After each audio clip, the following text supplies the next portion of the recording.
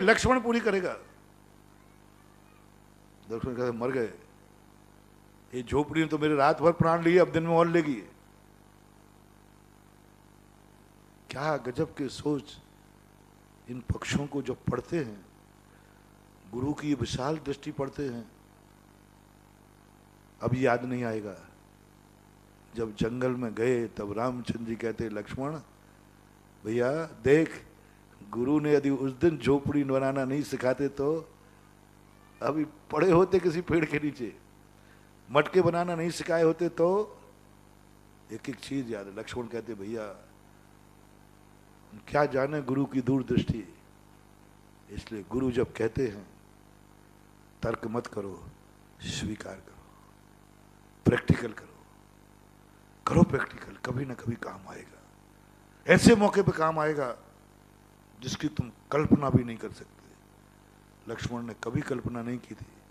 जब रामचंद्र जी कहते थे, गुरु कहते थे देखो ऐसे मौके भी आएंगे जब तुम्हें झोपड़ी बनाना पड़ेगी, ऐसे मौके भी आएंगे जब तुम्हें वनवास में लकड़ी कंडे बीनना पड़ेंगे। लक्ष्मण धीरे से हंसता था। दूसरे क्या, देखो राजकुमार अपन दशरथ के पुत्र हैं, शत्रुघ्न भरत आदि जगह, देखो क्या गुरु जी क्या कह रहे हैं। रामचंद्र चुप।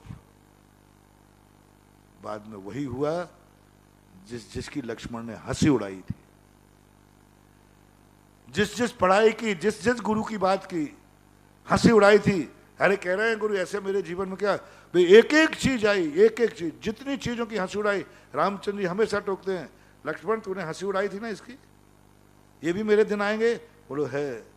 लक्ष्मण कान पकड़ता, गुरु को प्रणाम करता, भैया से क्षमा मांगता। यही जैनाचार्यों की नीति रही। तुम कहां से डरना चाहते हो और यही अपनी नीति बना लो, अपनी नीति समझ लो, यही बात को अपनी नीति समझो। तुम्हें किस किस से डर लगता है, उसी की पढ़ाई शुरू कर दो। तुम नरक जाना चाहते हो, निगोद में जाना चाहते हो, नहीं साहब नहीं जाना चाहे, निगोद की पढ़ाई शुरू करो। जहां तुम नहीं जाना चाहते हो वहां का पूरा ज्ञान होना चाहिए, पूरा ज्ञान होना चाहिए। आज तक यही अपने से भूल हुई। हम संसार छोड़ना चाहते हैं लेकिन संसार का हमें कोई ज्ञान नहीं है। हम कसाय छोड़ना चाहते, कसाय का कोई ज्ञान नहीं है। हम जहर नहीं पीना चाहते, जहर का ज्ञान नहीं। हम सैलफास नहीं खाना चाहते, सैलफास का ज्ञान नहीं। क्या करोगे? बिन जाने ते दोष गुणन को कैसे तजिए गई। पकड़ो निगोद क्या है। पूज्यवर वसुनंदी महाराज, हे श्रमण मुझे भी मालूम है तू मोक्ष जाएगा, मोक्ष जाना निश्चित है, लेकिन मेरा कथन मान ले, निगोद नहीं जाना है, निगोद को समझ ले। ये दुश्मन है निगोद तेरा, तेरी रूह कांपती है उसका नाम सुनते ही, उसको समझ। निगोद को समझाने बैठ गया जैनाचार्य। निगोद को समझाने पड़ गया, किसको? मोक्ष जाने वाले को निगोद समझा रहे हैं। निगोद की एक एक एकांतानुवृद्धि, कैसा जन्म लेता है, कितने दिन में बनता है, कैसे मरता है, कैसे खाता है, कैसे रहता है। अरे गजब हो गया। निगोदिया जैसे तुच्छ जीव के संबंध में जैनाचार्यों ने कितना समय बर्बाद किया, उसी पे जुट गए। ये कैसे खाता है, ये कैसे श्वास लेता है, ये कैसे जिंदगी व्यतीत करता है, कैसे जन्मता है, कितने दिन में मरता है, उसी की कुंडली बनाने बैठ गए। निगोदिया जीव की कुंडली बना रहे था बड़े बड़े आचार्य, और हमसे कह रहा तुम भी सीख ले, काम आएगी। हमारी सिद्धों से कुंडली मिलवाओ, बोले वहां बिना कुंडली के चल जाएगा, लेकिन निगोदिया जीव की कुंडली में नहीं चलेगा। जहां सारे लोग अच्छे होते हों वहां कुंडली नहीं मिलाना पड़ती। कुंडली क्यों मिलाते हैं? कहीं गलत मेल नहीं हो जाए। जहां ये निर्णय है कि यहां कोई गलत हो ही नहीं सकता, जैसे भोग भूमि में, देवों में, वहां कोई कुंडली नहीं मिलाता, कोई कुंडली नहीं मिलाता। बस एक संकेत होता है तुम्हारी देवी वहां जन्म के ले आओ, वो कहे रुको रुको, पहले मैं कुंडली मिला लूं, कौन से नक्षत्र में जन्मी है, कौन सा ग्रह है, 7.5 तो नहीं लग रहा है। देवता कुंडली नहीं मिलाते, क्योंकि उन्हें मालूम है कि यहाँ कोई गलत होता ही नहीं। देवी भी गलत नहीं होती, देव भी गलत नहीं होता, होता ही नहीं। देव कभी देवी को विमुख होकर दूसरी देवी पर दृष्टि नहीं ले जाता। देवी कभी विमुख होकर कभी दूसरे देव के साथ विमुख नहीं होती। वहां पीहर नहीं होता कि भग जाएगी पीहर में। हाँ, डर लगता कुंडली मिलाओ, शादी फादी करके वो भाग गई फिर तो पीहर होता नहीं। वहां कोई व्यक्ति का कोई दहेज महेज का चक्कर नहीं होता, कोई शोषण नहीं होता, वहां कोई शोषण नहीं होता। अनेक देवियां होकर के भी एक दूसरी देवी एक दूसरी पर ईर्ष्या नहीं करती। बहुत बड़ी बात है।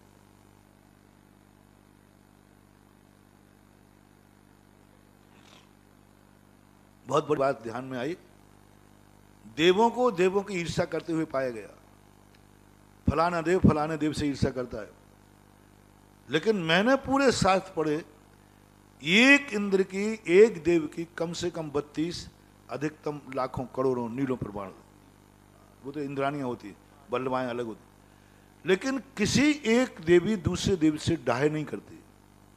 सौतिया डाहे वहां नहीं होता। बहुत बड़ी बात है। इस तरफ तुम्हारी दृष्टि नहीं गई होगी। 2 स्त्रियां, एक फूल और 2 माली हों, वहां एक फूल और हजारों माली होते हैं। लेकिन पूरे शास्त्रों में एक देवी दूसरे देव से ईर्ष्या नहीं करती। एक देवी दूसरे देव के लड़ने के कारण से, देवियों के झगड़ों के कारण से देव को कभी संक्लेश नहीं होता। आज 2 देवियां लड़ बैठी, देवता को उसको निपटाना पड़ा। सौतिया ढाई नहीं हुआ। और सौते हैं, बिना सौत के देवत्व होता नहीं। नियोगी देवों को छोड़ देना, लोकांतिक आदि को, जहां होते हैं वहां देवियां मिलेंगी ही मिलेंगी, लेकिन सौतिया ढाई नहीं होते उनमें। एक देवी दूसरे देव से ईर्ष्या नहीं करती, जलती नहीं। एक देवी दूसरे देवी की अपने देव से शिकायत नहीं करती, कभी नहीं करती। अब कुंडली क्यों मिलाएं? और यहां तुम्हारी 2 हो जाएं तो तुम्हारे क्या हाल होंगे? ये दोनों ही प्राण ले लेंगी एक दूसरे की शिकायत कर करके। अरे यहां 2 सौतियों से तो क्या बनेगी? सासू बहू की नहीं बन रही, 2 महिलाओं की नहीं बन रही। देव इसलिए पर्याय अच्छी है कि अनेक देवियां होकर एक पति होकर के भी वहां सौतिया ढाई नहीं होता, इसलिए देव सुखी है वहां। और तुम्हारा मनुष्य पर्याय में घर में कोई नहीं है, मां सासू और बहू 2 ही हैं, और नरक बना हुआ है। पति क्या करे? मां की सुने की पत्नी की? प्राण लेती हैं दोनों। कितने घर ऐसे हैं जिसमें एक पुरुष है, मां और पत्नी दोनों हैं, दोनों उसको सोचती हैं, प्राण लेती हैं, डिप्रेशन में चला जाता है। मां बहू की शिकायत करती, बहू मां की शिकायत करती। बेटा ये कि वो क्या करे, बताओ क्या करे? मर जाते हैं लोग, सुसाइड कर लेते हैं, डिप्रेशन में आ जाते हैं। किन कारण आ गए? बोले महाराज जी मेरे घर में कोई कमी नहीं, सब कुछ है, ये सास बहू के कारण। यानी सास और बहू 2 महिलाएं भी पति और बेटे को सुख से नहीं रहने देती। कैसी है रे मां तेरी, जो बेटे को सुख से नहीं रहने देती? आते ही उसको ऐसी ऐसी सुनाती है, ए छोकरे मैंने पाला है तुझे झोरू का गुलाम, तेरी औरत ने मेरे से ऐसा कहा ऐसा कहा। उसको ऐसे कठोर शब्द सुनाती है, मां मां मां, ऐसे कठोर शब्द सुनाती है कि बेटा तिलमिला जाता है, भोजन करना भूल जाता है, नींद हराम कर देती है वो मां, जन्म देने वाली मां। कुछ गलत कह रहा हूं तो आप शाम को प्रश्न कर सकते हो। ऐसी माताएं हैं कि नहीं? बेटा व्यापार करके आया, बाजार से आया, थक के आया, माँ को सोचना चाहिए, नहीं मैं तो घर में बैठी रहती हूँ, मैं कोई शिकायत नहीं करूँगी। बेटा सुख पाने आया है, बेटा घर में गोदी में आया है, बेटा पूछेगा माँ मैंने किसी से सुना है कि आपको मेरी पत्नी ने कुछ कहा। अरे नहीं बेटा नहीं, वो तो हम लोग ऐसे ही बातें कर रहे थे, कुछ नहीं हुआ। सच्ची माँ की बता रहा हूं, जन्म जन्म की जो तुम्हारी हितैषी माँ है, साक्षात माँ है, वो कहता नहीं कुछ नहीं हुआ, बेटे को दुख नहीं दूंगी।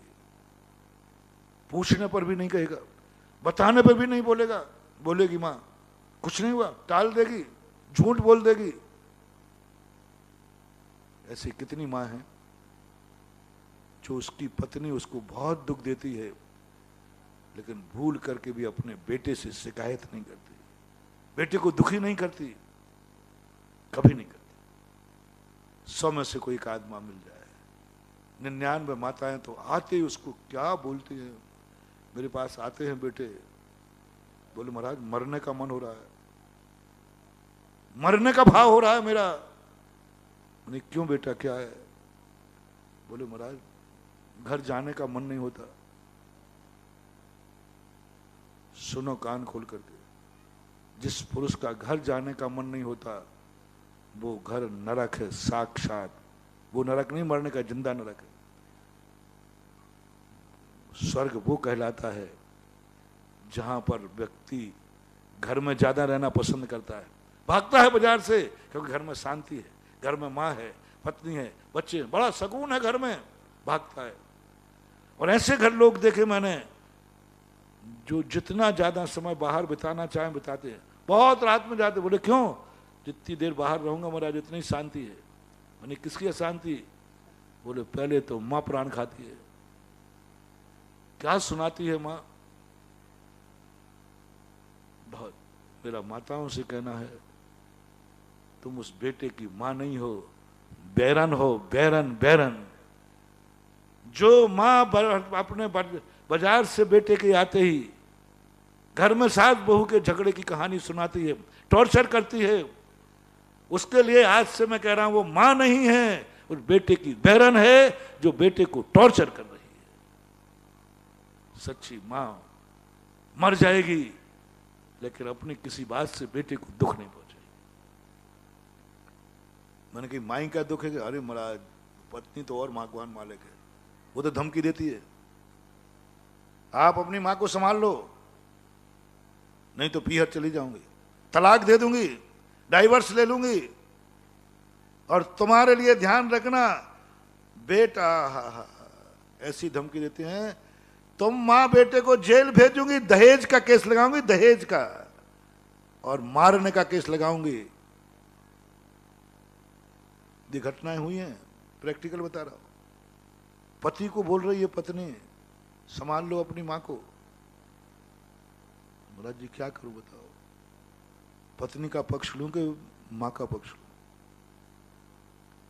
सच्ची नारी, सच्ची पत्नी, ये तुम्हारी पत्नी नहीं है, पूर्व जन्म की बैरन है। सुनो रे सारे लोग जोरियों के गुलाम, सुनो। जब जब तुम घर में जाओ और तुम्हारी पत्नी घर में हुई लड़ाइयों को, घर में हुई राग द्वेष की तुम्हें कहानी सुनाने लग जाए,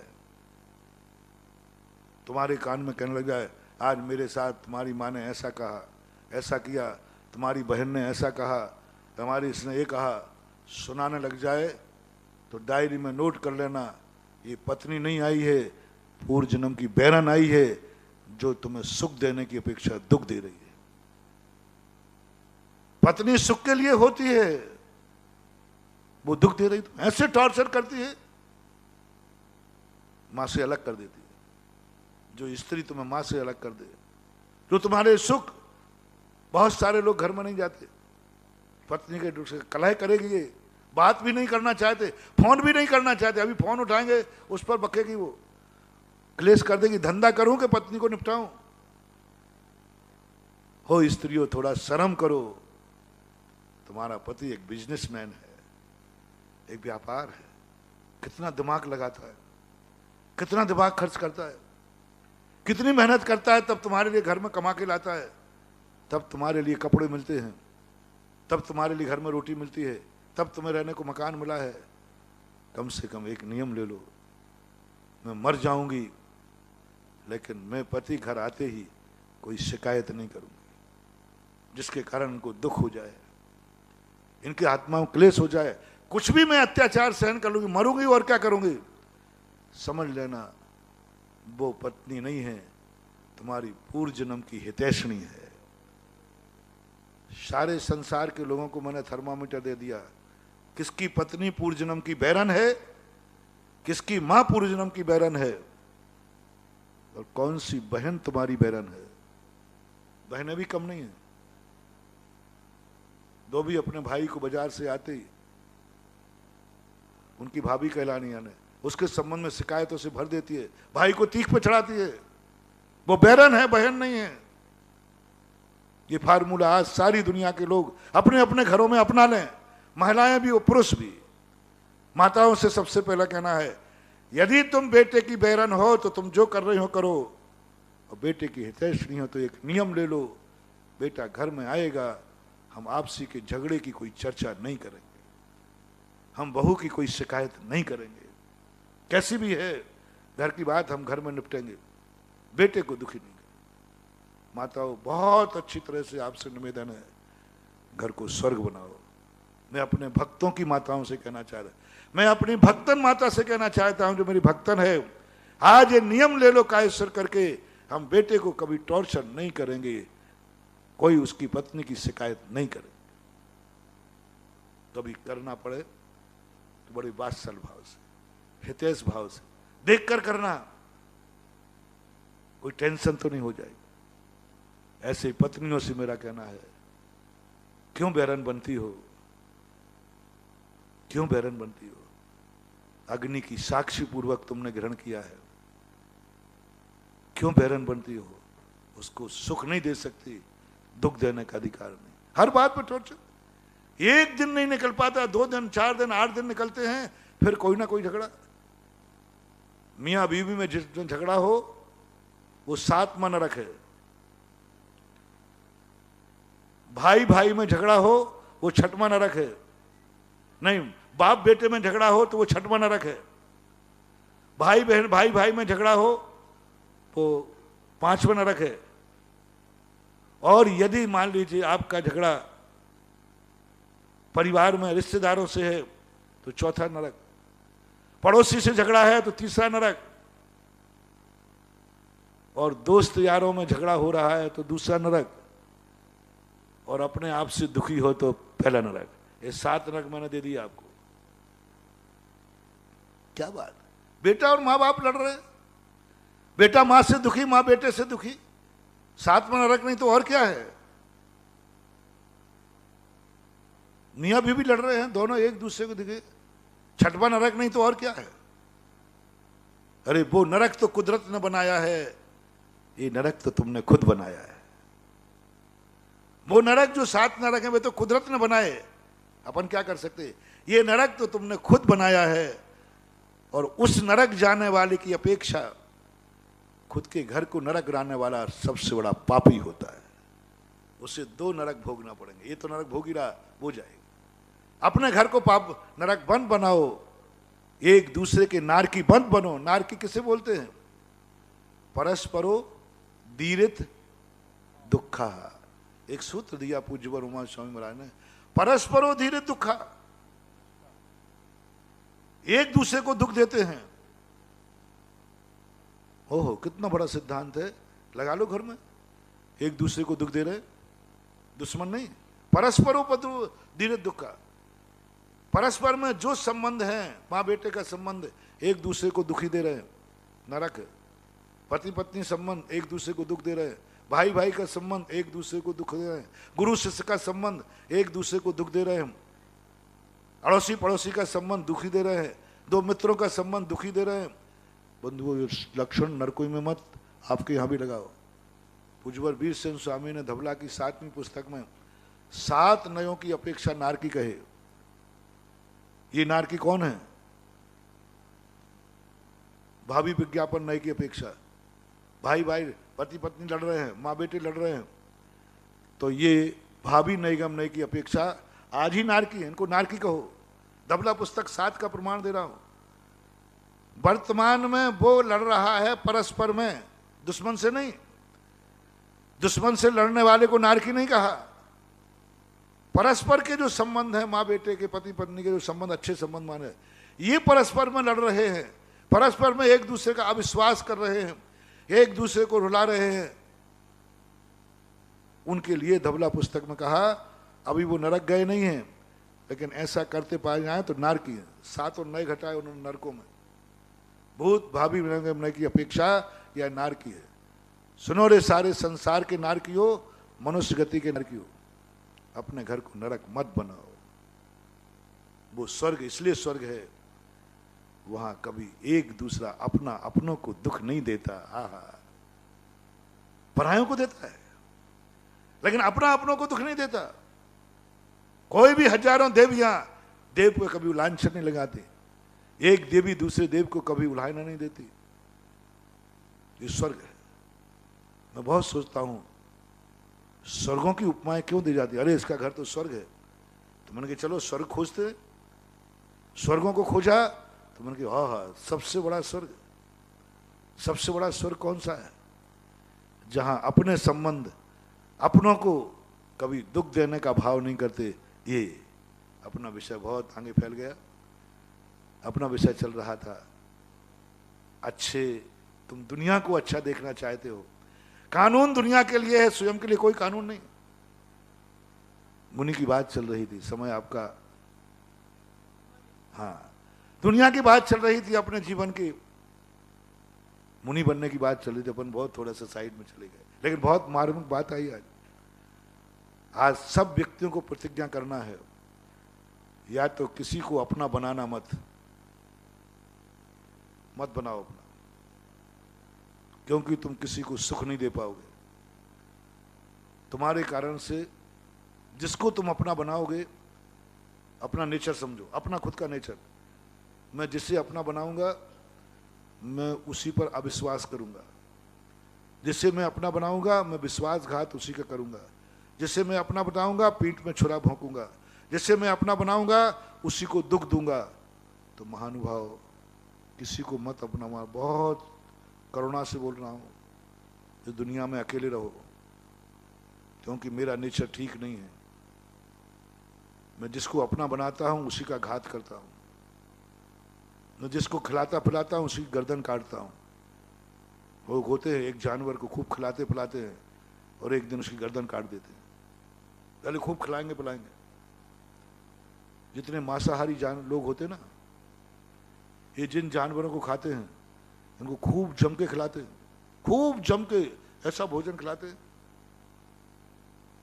ऐसा खिलाते हैं, खूब मांस बढ़ाते हैं उसका, खूब मोटा ताजा करते हैं। तो वो क्या समझता है मुर्गा, वो क्या समझती है मछली, वो क्या समझता है हिरण, वो क्या समझता है बकरा, ये मेरा मालिक है, वो मुझे कितना खिलाता है। मछलियों को खिलाते दाना, बहुत मोटी करते हैं, मछली समझती हो क्या मालिक है मेरा, कितना खिलाता है।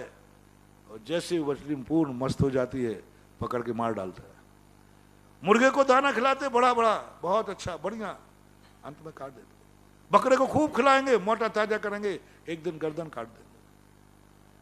ऐसे नेचर वाले दुनिया में हैं। कहीं यह नेचर आपका तो नहीं है? मैंने नेचर बता दिया और आपसे सपोर्ट चाहता हूं। मांस खाने वाले मुर्गे को मस्त करके काटेंगे कि दुबले पत्ते में काटेंगे? उसको पहले खिला पिला के मस्त कर देंगे। मछलियों को मारेंगे तो छोटी सी मछली मार देते कि बड़ी करने के बाद मारते हैं? खूब दाना लगाएंगे मछलियों का, खूब दाना, जिससे उसका शरीर मस्त हो जाए। बकरे को पहले खूब खिलाते हैं, मस्त कर लेते हैं। और बकरा, मछली, मुर्गे नहीं समझ पाते बेचारे कि मुझे किस लिए खिलाया जा रहा है, और वो उसको एक दिन गर्दन काट देते। ये आपको भी मालूम है, पर मैं बकरे और मुर्गे की बात नहीं कर रहा हूं। मैं तुम्हारे खुद की बात कर रहा हूं। काश तुम भी तो ऐसे नहीं हो कि किसी से प्यार कर रहे हो, कल उसी की गर्दन काट दोगे। किसी को अपना बना रहे हो, अपना बना के उसका नाश कर दोगे। दुनिया में कितने लोग हैं जो दुनिया का बन करके उसका नाश कर देते। शकुनी मामा अपना बन के, राजनीति में है, अपना बना के मिटा दो। बताते हैं कि भिंडर के पास एक गांव था, सब कोई राजा थे। उन्होंने दुश्मन को मारने के लिए क्या करे, बलवान राजा था, क्या करे, उसके राज्य में प्रवेश भी नहीं था। अपनी बेटी थी, राजा को दे दी, राजा बन गया वो। अब तो रिश्तेदार बन गए, कुंवर साहब बन गए। और जैसे बुला करके अपने घर में कुंवर साहब आए, मार डाला। पूछा किसको मारा? कुंवर साहब को मारा? बेटी के पति को मारा? नहीं, दुश्मन की राजगद्दी के राजा को मारा। बेटी दे दी उस राजा को मारने के लिए। तो दुनिया में ऐसे बहुत सारे लोग हैं जो मैंने आस्तीन का सांप कहा था। बामी के सांप से तो खतरनाक आस्तीन का सांप है। बामी के सांप को तो काट डालोगे, मार डालोगे, प्राण ले लोगे, ले सकते हो। आस्तीन सांप बन जाए तो मैंने कहा था ना, अब काटो भुजा कट जाएगी। आस्तीन कैसे बोलते हाथ को, यही सांप बन गया। अब इस पर तलवार चलाओ, भुजा कट जाएगी। मारो राजा को, बेटी विधवा हो जाएगी, बेटी विधवा हो जाएगी। एक बेटी को विधवा करके राजा को मारा, हाथ काट करके आस्तीन के सांप को मारा। क्या मारा? इसलिए मेरा बहुत अच्छी तरह से निवेदन है, अपना नेचर समझो। हम किसी के साथ विश्वासघात तो नहीं करेंगे, हम किसी को पृष्ठघात तो नहीं करेंगे। हम जिससे संबंध बनाएंगे मर जाएंगे, लेकिन हम अपने कारण से उसको दुख नहीं देंगे। यदि दुख देने की संभावना हो अपने नेचर की, महानुभाव मत बनाओ संबंध। अकेले रहो, दुनिया जियो अकेले, मरो अकेले, कोई संबंध नहीं मेरा। मैं किसी से संबंध नहीं बनाता, क्योंकि मेरा नेचर मैं खुद जानता हूं। और संबंध बनाना ही है तो आज जो मैंने बात कही, एक नियम लेके संबंध बनाना, माँ बेटे का संबंध बनाना, दोनों नियम कर लेना।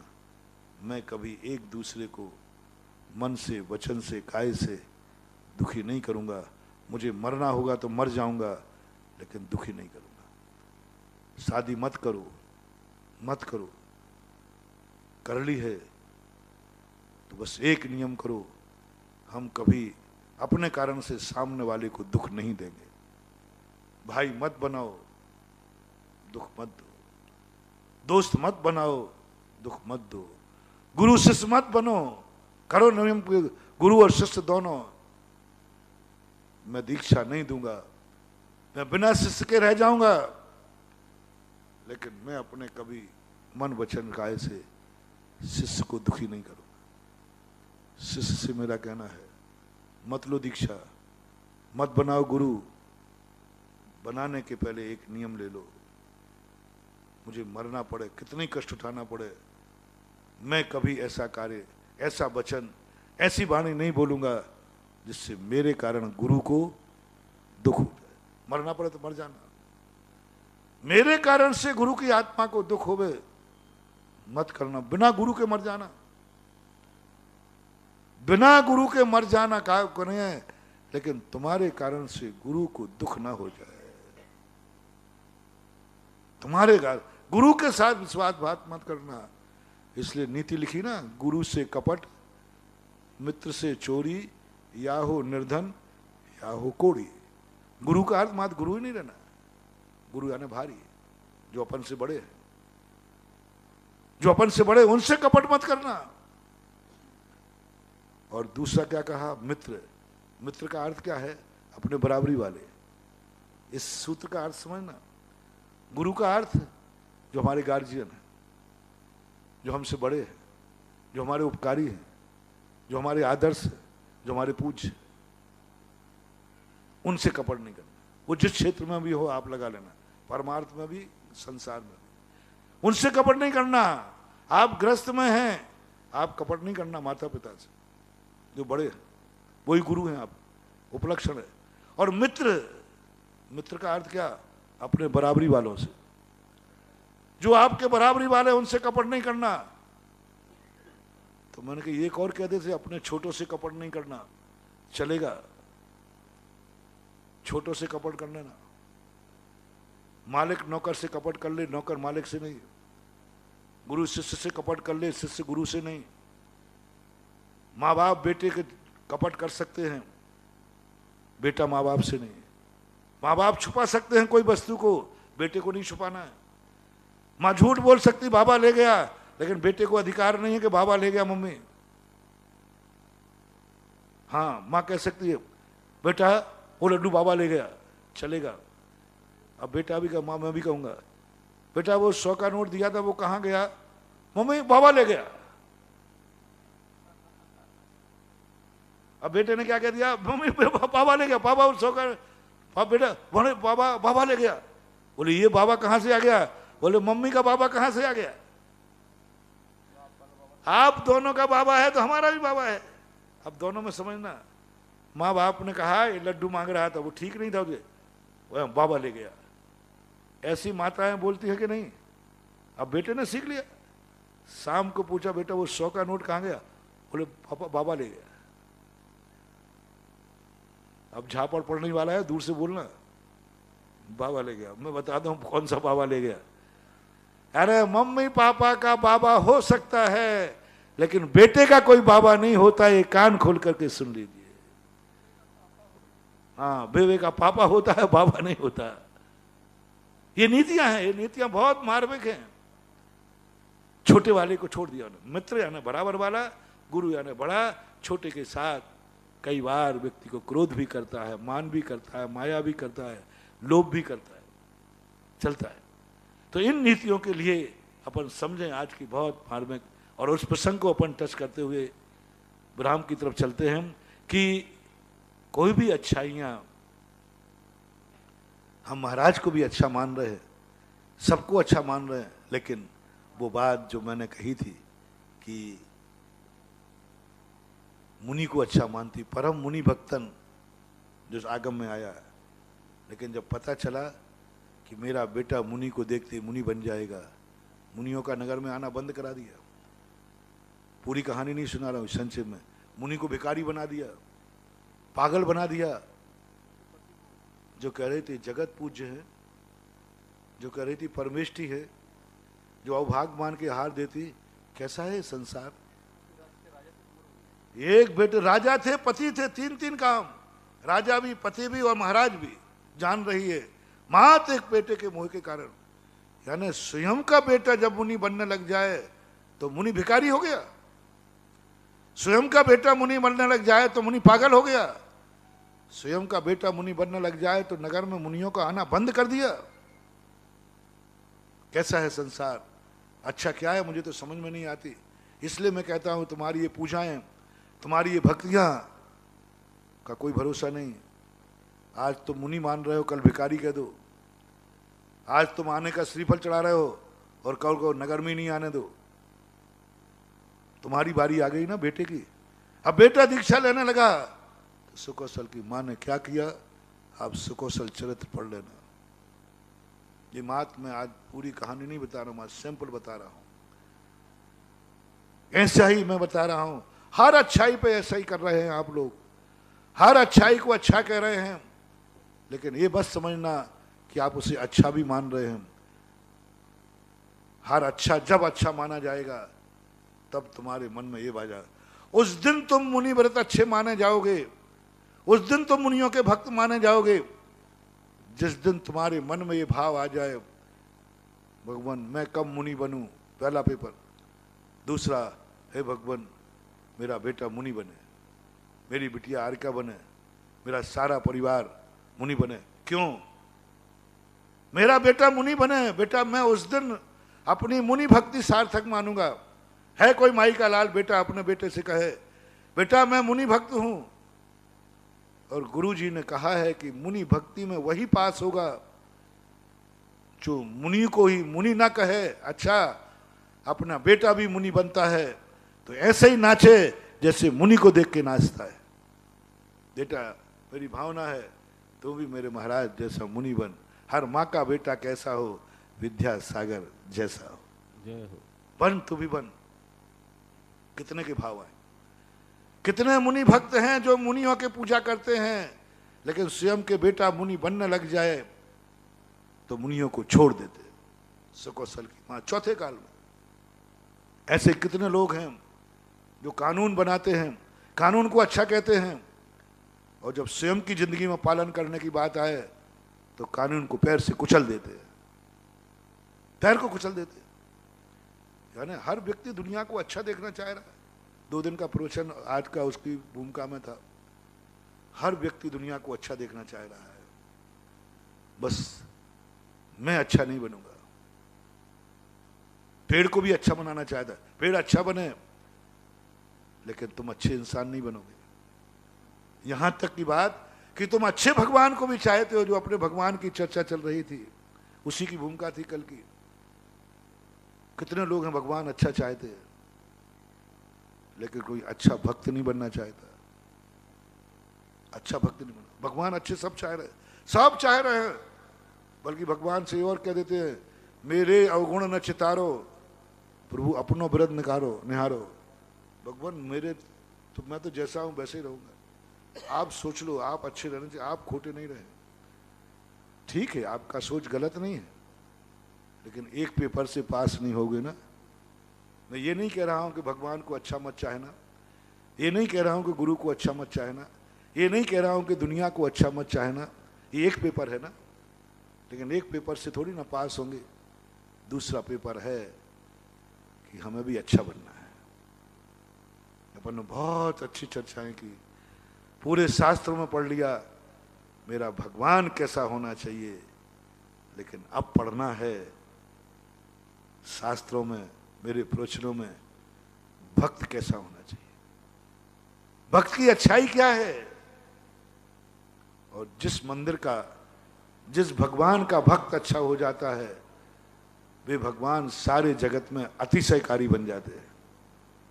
कल की बात, किन किन को चाहते कि हमारे भगवान अतिशयकारी नाम से प्रसिद्ध हो, मेरा मंदिर अतिशयकारी हो, मेरा क्षेत्र अतिशयकारी हो। लो, मैं अतिशय करने की रचा बता रहा हूं।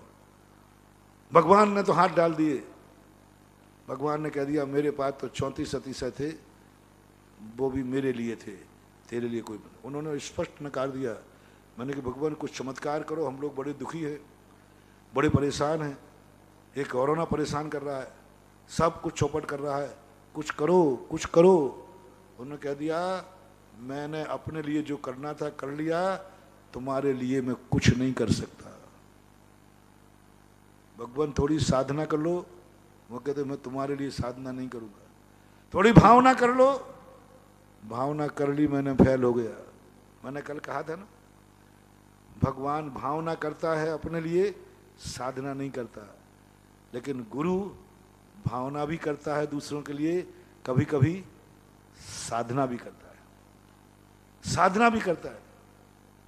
इसलिए यदि तुम्हारी भावना हो कि नहीं मैं तो भगवान के ही अतिशय से ठीक होना चाहता हूं, तो पहले तो ये निर्णय कर लेना भगवान तुम्हारे लिए एक माला नहीं फेरने वाला, ध्यान नहीं करने वाला, कोई साधना भगवान दुनिया के लिए नहीं करता, मात्र भावना करता है सुखी रहे सब जीव जगत के। यदि भावना से तुम ठीक हो जाओ तो देख लो, नहीं तो गुरु पे आ जाओ। चलो अभी अपन भगवान पे रहते हैं। जो अकेले भगवान को मानते गुरुओं को नहीं मानते, महाराज भगवान की तो मैं भक्ति करता हूं, गुरुओं की नहीं करता, भगवान की तो पूजा कर, चलो कोई बात नहीं। जो मात भगवान से अतिशय से अपनी जिंदगी चलाना चाहता है, भगवान के चमत्कार से चलाना चाहता है, तो उस भक्त का क्या स्वरूप होना चाहिए, भक्त की कैसे जिंदगी होना चाहिए, उसकी चर्चा कल हमने की थी। भगवान की एक एक चीज को तुम्हें सिद्ध करना है। भगवान ने भावना भाई है संसार सुखी रहे, अब तुम्हें सुखी करके दिखाना है। कष्ट पर कष्ट आ जाए, रोना नहीं। हमें भगवान में अतिशय लाना है, भगवान के मंदिर में अतिशय लाना है। और कल कहा था, तुम्हारी मुस्कान, भगवान का अतिशय एक व्यक्ति को भक्त बनाया और तुम्हारी मुस्कान ने 99 भक्त बनाए। ये बहुत मार्मिक बात कल की थी। अभी इसको अपन और आगे चर्चा करेंगे। महावीर भगवान की। Budi Param Pujya Nirya Paksaman Muni Punggau